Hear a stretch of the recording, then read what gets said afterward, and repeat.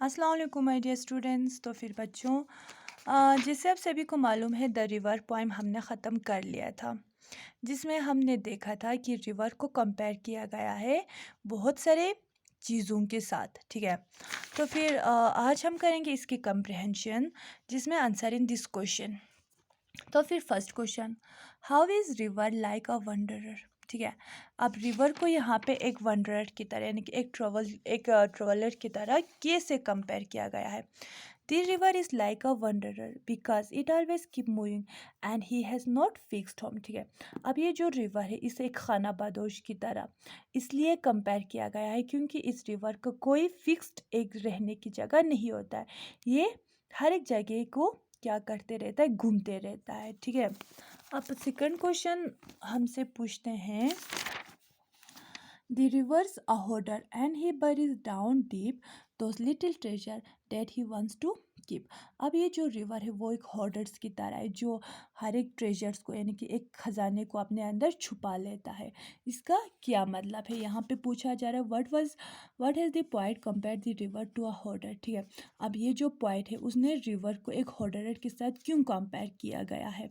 Second, what little treasures do you think the rivers wants to keep. आपको क्या लगता है कि ये जो लिटिल ट्रेजर्स यानी कि जो ख़जानों के बारे में बात हो रहा है वो कौन से ख़जाने के बारे में बात हो रहा है जो रिवर अपने अंदर छुपा लेता है।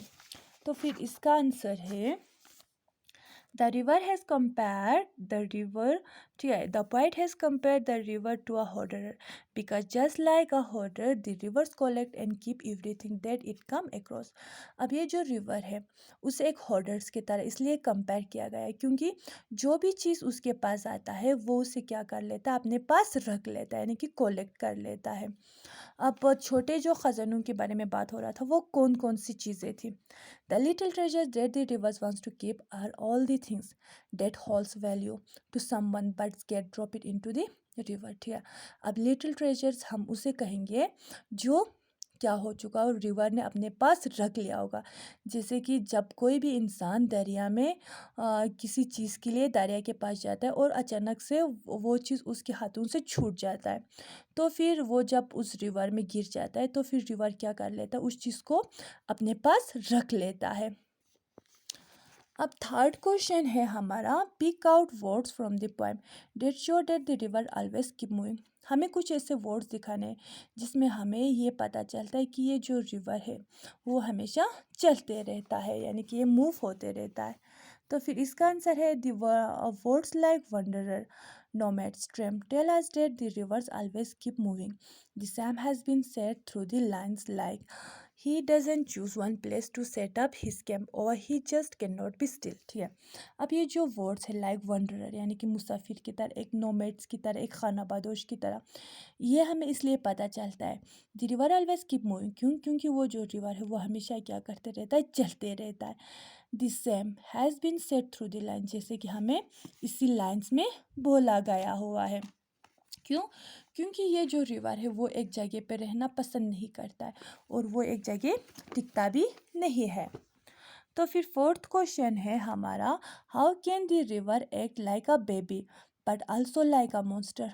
अब हमें यहाँ पे बेबी और मॉन्स्टर दोनों की कंपैरिजन पूछा जा रहा है। रिवर जो है वो एक छोटे बेबी की तरह भी बिहेव करता है और एक शैतान की तरह भी बिहेव करता है। कैसे? The river have many faces. It can be as harmless as a happy baby, or it could be as destructive as a monster. When the river is during flood, the river swells up and swallows everything that comes in and path acting like a monster। ठीक है, ये जो river है इसके बहुत सारे faces, इसके बहुत सारे चेहरे होते हैं। कैसे? ये जो रिवर है ये कभी एक बेबी की तरह, ठीक है, यानी कि जो हमें कोई नुकसान नहीं पहुंचाएगा, एक हार्मलेस बेबी की तरह भी बिहेव करता है, जो प्यार से चुपके से आता है और चुपके से चला जाता है। कभी ऐसा भी होता है कि ये जो रिवर होता है वो एक मॉन्स्टर की तरह, एक शैतान की तरह भी क्या करता है, बिहेव करता है। जब भी रिवर में क्या आता है, फ्लोट्स आता है, ठीक है, यानी कि सैलाब वगैरह आता है, तो फिर वो क्या कर लेता है, हर चीज़ को अपने अंदर निगल लेता है और हर एक चीज़ को तबाह करके उड़ा के अपने साथ लेके जाता है। तो फिर हमने यहाँ पे दोनों फेजेस देखे कि रिवर एक बेबी की तरह जो किसी को कोई नुकसान नहीं पहुँचाएगा उसकी तरह भी बिहेव कर रहा है, और एक शैतान की तरह भी बिहेव कर रहा है जो हर एक चीज़ को क्या कर रहा है, तबाह कर रहा है। अब fifth question, the river's a monster, hungry and vexed. He gobble it up trees and he will swallow you next. ये जो रिवर है वो एक मॉन्स्टर की तरह है जो भूखा प्यासा हर एक चीज़ को अपने अंदर निगल के लेके जा रहा है। Why does the poet call the rivers a monster? Poet ने उस रिवर को एक मॉन्स्टर क्यों कहा? When do you think the river can be called angry and hungry? आपको कब लगता है कि ये जो रिवर है उसे गुस्सा और उसे भूख लग रहा होगा? How does the you in the last line refer? और यहाँ पे जो यू का इस्तेमाल हुआ है, ठीक है, उसमें हमें कैसे पता चल रहा है कि उसमें हमारे बारे में जिक्र हुआ है? तो फिर इसका आंसर है the poet calls the river a monster because at times the river takes on a dangerous form and swallows up cities, towns and everything that lies in his path. अब पोइट जो है उसने river को एक monster के साथ इसलिए compare किया है क्योंकि जब ये रिवर गुस्से में होता है तो फिर उसके रास्ते में चाहे कोई सिटी आ जाए या फिर चाहे एक टाउन आ जाए या फिर चाहे एक छोटी सी चीज़ ही आ जाए, वो उसे क्या करता है, अपने साथ उड़ा के लेके जाता है, यानी कि उसे तबाह कर देता है, पूरा बिगाड़ देता है। तो फिर ये किसकी तरह हो जाता है, एक शैतान की तरह होता है। When do you think the river can be angry and hungry? ठीक है, आपको क्या लगता है कि ये जो रिवर है उसे गुस्सा और उसे भूख कब लगता है?